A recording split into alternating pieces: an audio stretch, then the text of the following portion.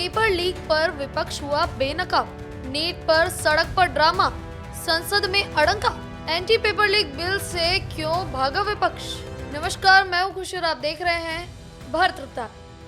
छात्रों के भविष्य की चिंता या फिर सिर्फ अपनी राजनीति की रोटियां सेकने की नीयत, आज देश का हर युवा यही सवाल पूछ रहा है। याद कीजिए, अभी कुछ ही दिन पहले सड़कों से लेकर सोशल मीडिया तक यही विपक्ष नीट और पेपर लीक के मुद्दों पर चीख चीख कर सरकार को घेरता हुआ नजर आ रहा था। मोर्चे निकाले गए, संसद के बाहर नारेबाजी हुई और दावा किया गया कि हमें देश के करोड़ों छात्रों के भविष्य की चिंता है। लेकिन जब केंद्र सरकार इस धंधे को जड़ से उखाड़ने के लिए संसद में anti paper leak amendment bill लेकर आई, तो इसी विपक्ष का रुख क्या था? हंगामा, शोर शराबा और सदन की कार्रवाई ठप।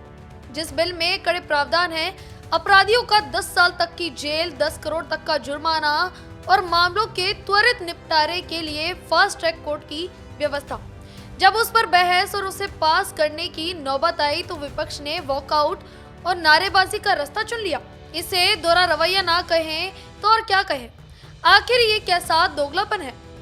जब कानून सख्त नहीं था, तब विपक्ष का सवाल था सरकार सख्त कानून क्यों नहीं लाती, और जब सरकार संसद की मेज पर दुनिया का सबसे सख्त कानून रख रही है, तो यही विपक्ष चर्चा से भागता हुआ नजर आ रहा है। तो जनता अब उनसे कुछ सवाल पूछना चाहती है। पहला, क्या आपकी सहानुभूति सिर्फ टीवी कैमरों और रैलियों तक ही सीमित है? दूसरा, अगर बिल में कोई कमी थी तो सदन के भीतर उस पर बहस करके संशोधन की मांग क्यों नहीं की?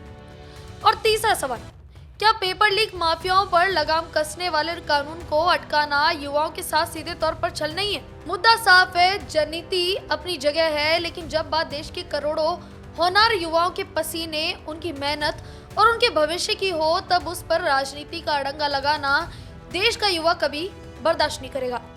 विपक्ष को ये समझना होगा कि ड्रामा सड़कों पर चल सकता है, लेकिन समाधान संसद के भीतर कानून बनाने से ही निकलेगा।